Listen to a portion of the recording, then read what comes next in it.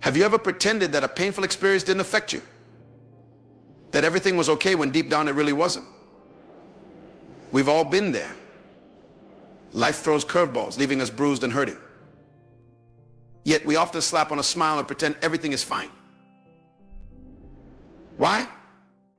Because showing vulnerability can feel terrifying. We live in a world that often glorifies strength and stoicism. We're conditioned to believe that vulnerability equals weakness. So we hide our pain, our sadness, and our fears behind a carefully constructed mask of resilience. But at what cost? This essay explores the societal pressures that make us hide our true feelings. We'll delve into the psychological impact of suppressing emotions, and we'll discover the power of embracing vulnerability as the true path to resilience and authentic connection. It's time to take off the mask and embrace the beauty of our imperfect, perfectly human selves. Why do we go to such great lengths to appear strong, even when we're hurting inside? The answer is complex and multifaceted. Often it stems from a deep-seated fear of judgment. We worry that if we show our vulnerability, others will perceive us as weak, incapable, or unworthy of love and belonging. This fear can be particularly acute in men, who are often raised with narrow definitions of masculinity that equate emotional expression with weakness. But it affects all genders.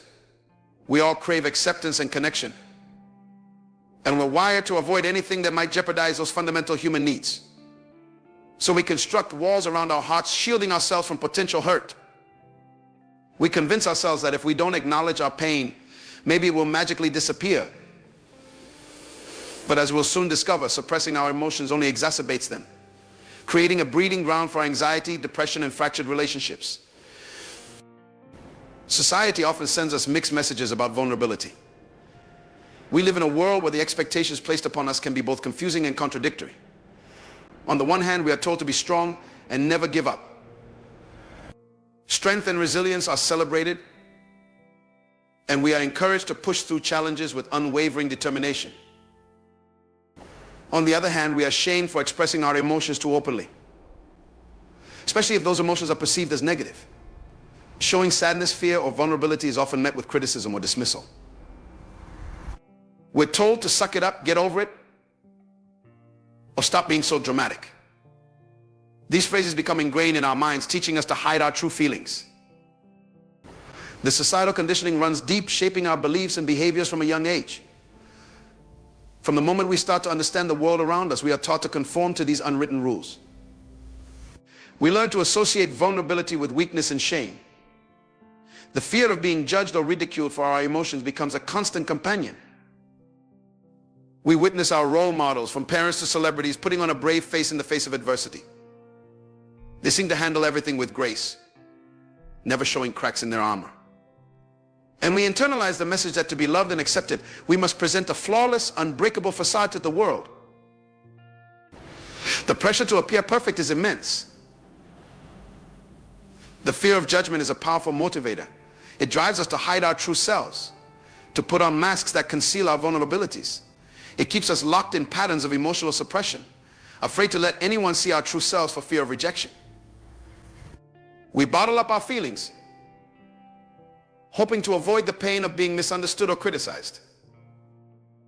But in our attempts to protect ourselves, we inadvertently create a prison of our own, isolating ourselves from the very connections we create.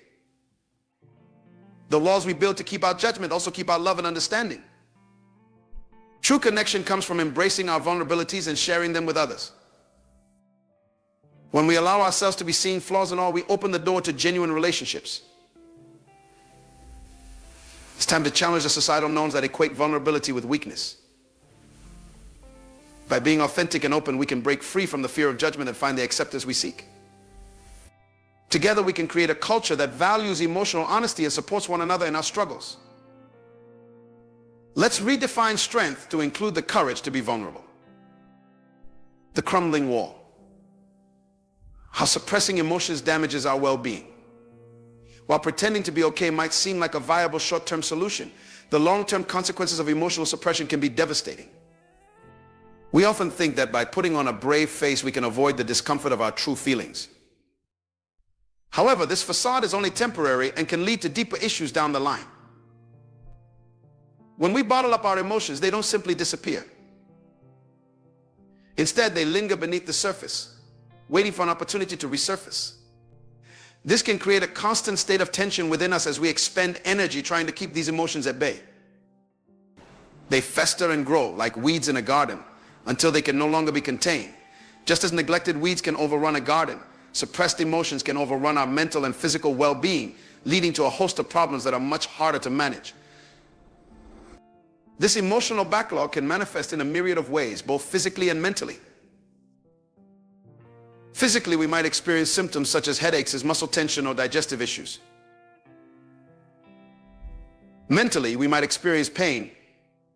We might find ourselves feeling overwhelmed, irritable, or disconnected from our surroundings. We might experience chronic stress, anxiety, or depression. These conditions can become debilitating, affecting our ability to function in daily life and diminishing our overall quality of life. Our relationships might suffer as we struggle to connect authentically with others. When we are unable to express our true feelings, it becomes difficult to build and maintain meaningful connections. This can lead to feelings of isolation and loneliness, further exacerbating our emotional distress. We might turn to unhealthy coping mechanisms such as substance abuse or self-sabotage to numb the pain we're unwilling to face. These behaviors provide temporary relief but ultimately contribute to a cycle of avoidance and self-destruction. Furthermore, suppressing our emotions prevents us from fully experiencing the richness and depth of life. By avoiding our negative emotions, we also dull our capacity to feel positive emotions. This emotional numbness can leave us feeling empty and unfulfilled. Joy, love, and gratitude are all amplified when we allow ourselves to feel the full spectrum of human emotions, including emotions, sadness, anger, and grief.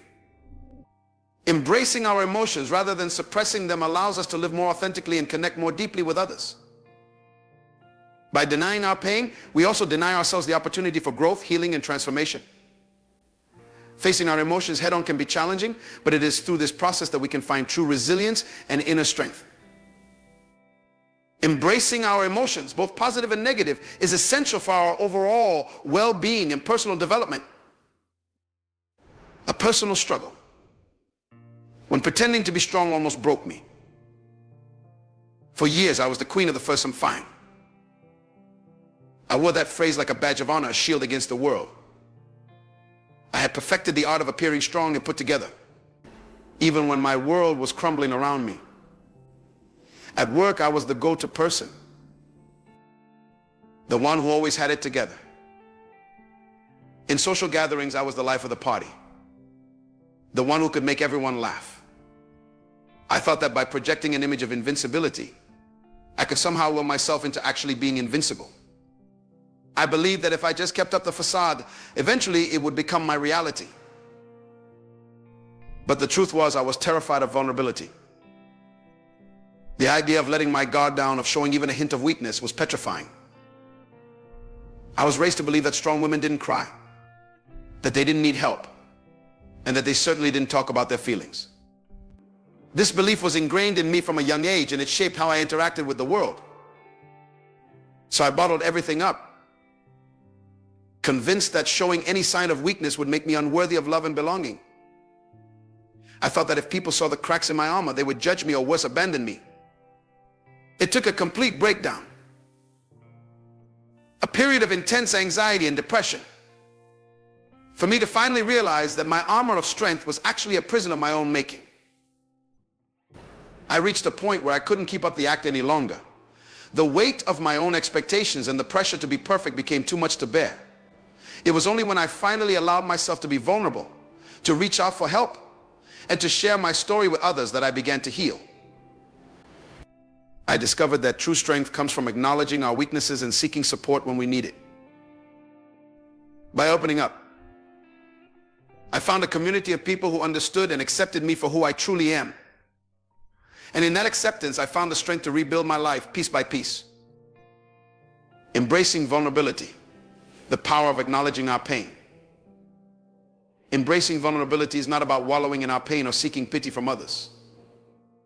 It's about having the courage to acknowledge our humanness, to embrace our imperfections, and to show up authentically in the world, even when it's scary. It's about recognizing that our struggles do not define us, but rather provide opportunities for growth and connection.